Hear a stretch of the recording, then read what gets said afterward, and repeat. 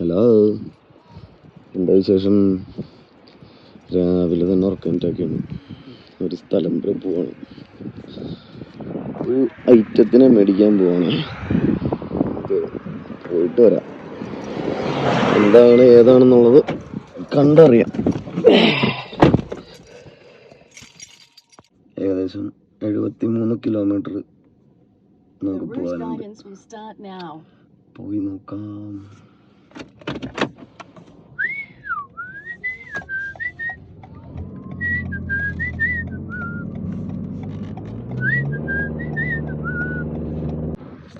അങ്ങനെ 74 കിലോമീറ്റർ ഓടിച്ച് നമ്മളിവിടെ എത്തിയിട്ടുണ്ട് രാവിലെ.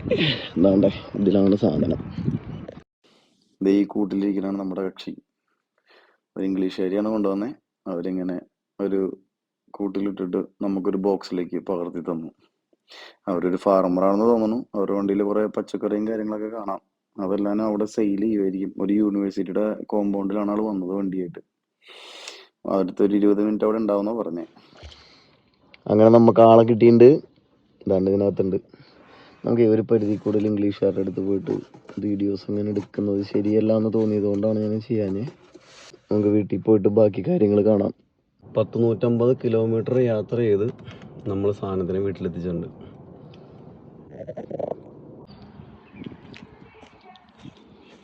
വാടാ മോനെ.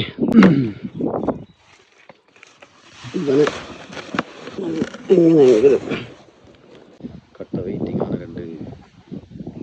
11 മണം കിട്ടിയിട്ട് വന്നിരിക്കുന്നതാണ്. ഇത് കാണാനുള്ള എക്സൈറ്റ്മെന്റിൽ ഇരിക്കുന്നതാണ്. തുറന്നു നോക്കാം. പേടിച്ചിരിക്കാന്ന് തോന്നുന്നു. കാണിച്ചു തരാം.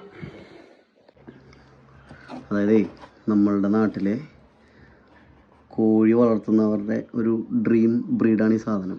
അതായത് വളരെ പ്രിഫറൻസ് കൊടുക്കുന്ന ഒരു ഐറ്റമാണ്. അതാണ്ട് വൈറ്റ് ലെഗോൺ. വൈറ്റ് ലെഗോണിൻ്റെ 22 ആഴ്ച പ്രായമുള്ളൊരു പെൺ കോഴി, ഹെൻ. അപ്പം ഇതാണ് നമ്മുടെ ആള്. കോഴീനെ വളർത്തുന്നവർക്ക് കണ്ടാൽ ചിലപ്പോൾ ഒറ്റയടിക്ക് മനസ്സിലാവുമായിരിക്കും. വളർത്താത്തവർക്ക് വേണ്ടി ഞാൻ പറയാം. വൈറ്റ് ലെഗോൺ അതായത് വർഷത്തിൽ 330-ൽ പരം മുട്ടകൾ ഇടുന്ന കോഴി. നമ്മൾ ഈ കേജിൽ വളർത്തുന്ന കോഴിനെ പോലെയല്ല. ഇവരെ ഫ്രീ റേഞ്ച് ആയിട്ട് നമ്മൾ വിട്ടാലും ഇവർ 330 മുട്ടകളിൽ മുകളിലിടും. അതായത് ഒരു 6 eggs per week എന്ന കണക്കിലേക്ക് പോകും. നല്ല ഫ്രണ്ട്ലി ആയിട്ടുള്ള കോഴിയാണ്. നമ്മളുടെ നാട്ടിലൊരു കോഴീനെ നമ്മൾ പുതിയത് കൊണ്ടൊന്നും ഇങ്ങനെയൊന്നും ഇരിക്കില്ല. ഓടിച്ചാടി പണ്ട് കോഴിനെ വളർത്തിയവർക്ക് അറിയാം. അപ്പുറത്തെ പറമ്പിൽ പിടിക്കും.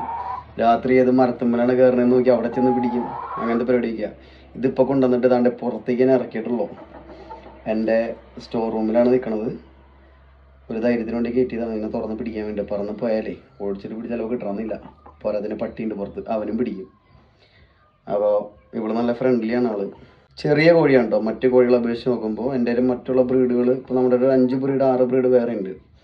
അതിനെ വെച്ച് നോക്കുമ്പോൾ കുറച്ച് സ്മോൾ സൈസാണ് ആള്. ഇവരുടെ പ്രത്യേകത എന്ന് പറഞ്ഞാൽ ഫുൾ ബോഡി വൈറ്റിൽ ചുമന്ന പൂവ് ഇങ്ങനെയായിരിക്കും. മഞ്ഞക്കാലുകൾ. അതാണ്ട് യെല്ലോ ലെഗ്സ് ആണ്. അതാണ് പ്യുവർ ബ്രീഡായിട്ടുള്ള ഒരു വൈറ്റ് ലെഗോണിൻ്റെ പ്രത്യേകത എന്ന് പറഞ്ഞിട്ടുണ്ടെങ്കിൽ. പിന്നെ വരുന്ന കാര്യം പൂവനാണ് ഏറ്റവും ബ്യൂട്ടിഫുൾ. ഇപ്പോൾ നമ്മളുടെ നാട്ടിൽ പണ്ട് കളറടിച്ച് വരുന്ന കോഴികളുണ്ടല്ലോ, പച്ച മഞ്ഞ നീലയിലൊക്കെ വരില്ല, ചുമപ്പിലൊക്കെ. ഇവരെല്ലാവരും കുറച്ച് നാൾ കഴിഞ്ഞ് പുതിയ ഫെദർ വരുമ്പോഴത്തേനും എല്ലാം വൈറ്റ് ആയിരിക്കും. ഒരു സീസൺ ആയിരുന്നത്. ഇപ്പം അതങ്ങനെ വരാറില്ലെന്ന് തോന്നുന്നു. തമിഴ്നാട്ടിൽ നിന്നാണ് മെയിനായിട്ട് വന്നിരുന്നത്. അപ്പം അന്ന് മേടിച്ച് വളർത്തിയിരുന്നവർക്ക് എല്ലാവരും അറിയാം. അതിൻ്റെ പൂവൻ കുറച്ച് നാൾ കഴിയുമ്പോൾ ഏകദേശം ഈ കോഴിക്ക് വലിയ പൂവും നല്ല അങ്കവാലും വന്ന് എങ്ങനെ ഇരിക്കും അതുപോലെയാണ് ആ കോഴികൾ പിൽക്കാലത്ത് വളർന്നു കഴിയുമ്പോൾ ഉണ്ടാവണേ. അത് ഇതിൻ്റെ പൂവൻ കോഴിയാണെന്നാണ് എനിക്ക് തോന്നിയിട്ടുള്ളത്. എനിവേ ബ്യൂട്ടിഫുള്ളാണ് കാണാനായിട്ട്. നല്ലൊരു ലെയർ ഹെന്നാണ്. നല്ലൊരു ബ്രീഡാണ്. പിന്നെ പറയുകയാണെന്നുണ്ടെങ്കിൽ എൻ്റെ എക്സ്പീരിയൻസ് വിത്ത് ലെഗോൺ, ഞാൻ 2002 നാട്ടിൽ വരുന്നപ്പോൾ ഡാഡി വളർത്തിയിരുന്നു. ഒരു 40ഓളം വൈറ്റ് ലെഗോൺസ് കുഞ്ഞിനെ ഞങ്ങൾ മേടിച്ച് വളർത്തി വലുതാക്കി. ആ സമയത്ത് അവർ നല്ല മുട്ടകൾ തരുമായിരുന്നു. നല്ല ഭംഗിയായിരുന്നു കാണാൻ എല്ലാത്തിനും. ഒരു കേജ് മൊത്തം, അതായത് ഒരു വീടിൻ്റെ മുകളിൽ ഇതുപോലെ റൂഫ് അടിച്ചിട്ട് അതിനുള്ളിലായിരുന്നു. അന്ന് അവരെല്ലാവരും മുട്ട തരുമായിരുന്നു. ഇടക്കാലത്ത് വെച്ചിട്ടെല്ലാം ചത്തുപോയി. കാരണം കൂട്ടിൽ വെള്ളം വീണിട്ട് അസുഖങ്ങൾ പിടിച്ചിട്ട്. പിന്നീട് വളർന്ന് വലുതായപ്പോൾ ഞാനിതിനെപ്പറ്റി കൂടുതൽ പഠിച്ചു. കുറച്ചുകൂടി അറിവുകളൊക്കെ കിട്ടി. അതുകൊണ്ട് ഇപ്പോൾ അസുഖങ്ങൾ വന്നുള്ള മോർട്ടാലിറ്റി കുറവാണ്. സോ ലൈവ് ഫാമിങ് കുറച്ചുകൂടി ഇൻട്രസ്റ്റിംഗ് ഉള്ള കാര്യമാണ് എന്നെ സംബന്ധിച്ച്.